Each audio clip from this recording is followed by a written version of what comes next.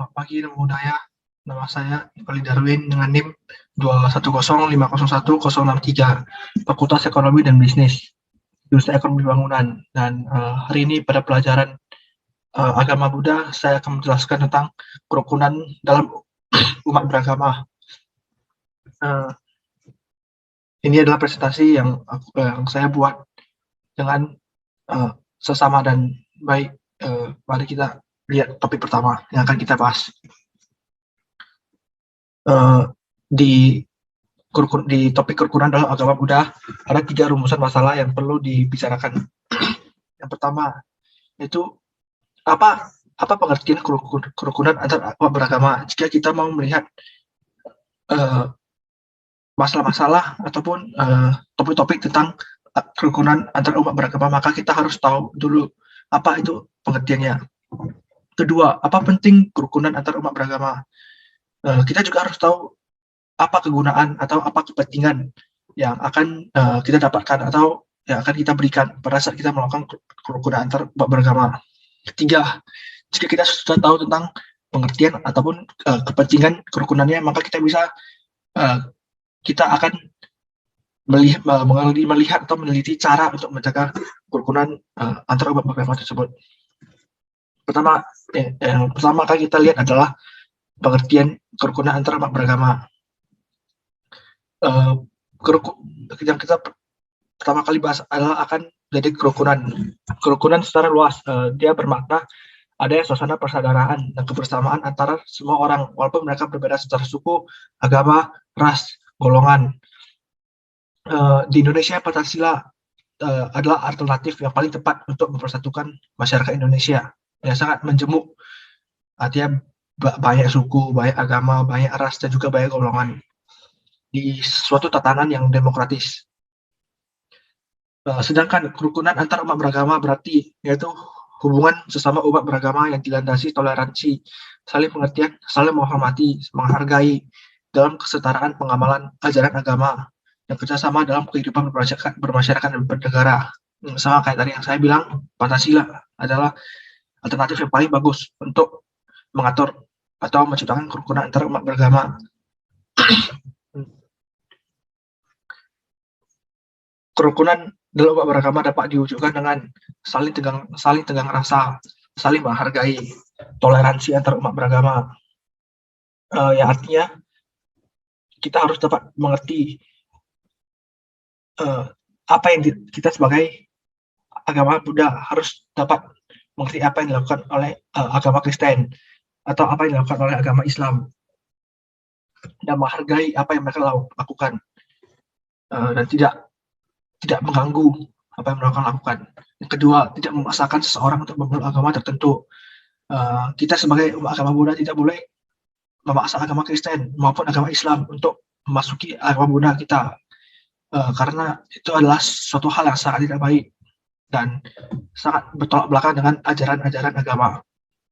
Ketiga, masyarakat ibadah sesuai agamanya dan mematuhi peraturan.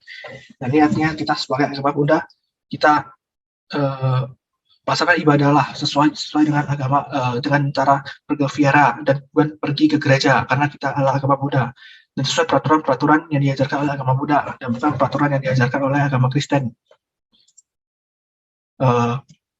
Dan berikutnya akan kita menjelaskan manfaat kerukunan antara umat beragama.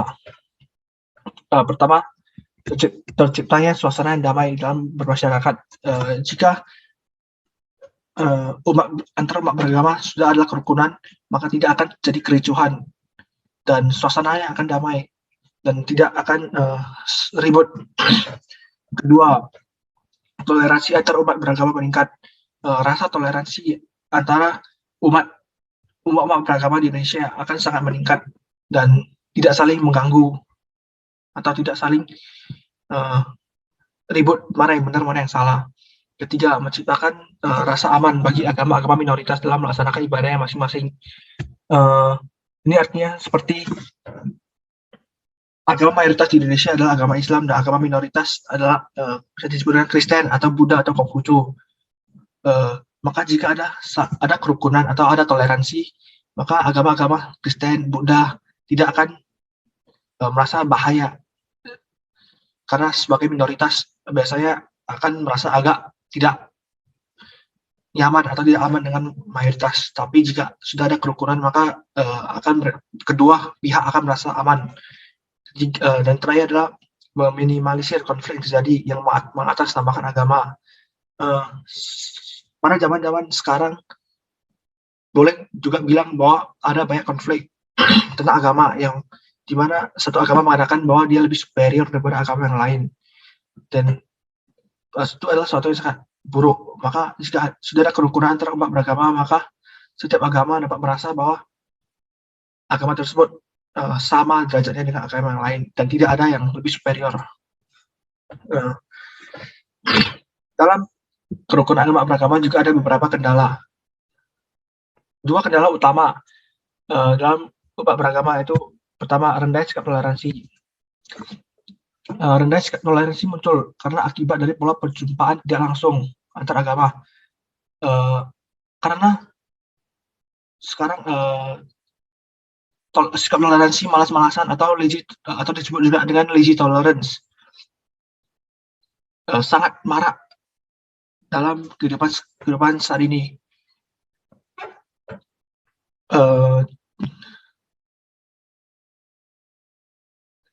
Dan mengakibatkan bahwa perjumpaan tidak langsung antar agama jadi lebih sedikit.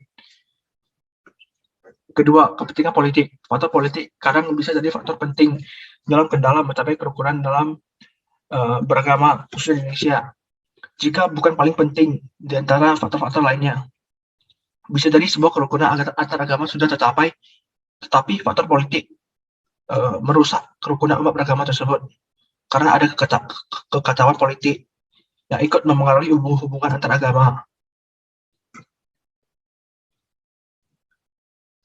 Dan sekarang saya akan menjelaskan tentang solusi untuk masalah-masalah atau kendala-kendala tersebut. Yang pertama adalah dialog antar pemeluk agama. Sejarah perjumpaan agama yang menggunakan kerangka politik secara tipikal hampir keseluruhannya dipenuhi pergumulan, konflik, dan pertarungan, yang artinya kebanyakan agama-agama berjumpa hanya akan ribut, ricuh, mana agama yang paling baik, mana agama yang paling buruk. Maka dari itu kita harus mulai menumbuh rasa toleransi antara agama-agama agar tidak ada lagi masalah kerukunan antara umat beragama. Yang kedua, bersikap optimis. Walaupun berbagai hambatan menghadang jalan kita untuk menuju sikap terbuka, saling pengertian dan saling menghargai antar agama, saya kira kita tidak perlu bersikap pesimis. Artinya orang sekarang banyak yang bersikap pesimis tentang agama-agamanya, dan itu tidak akan menjadi solusi untuk masalah tersebut. Yang paling baik adalah kita bersikap optimis dalam menghadapi masalah-masalah kerukunan antar umat beragama. Dan dari sampai sana saja yang saya akan bahas tentang kerukunan antar umat beragama. Terima kasih, Namo Buddhaya.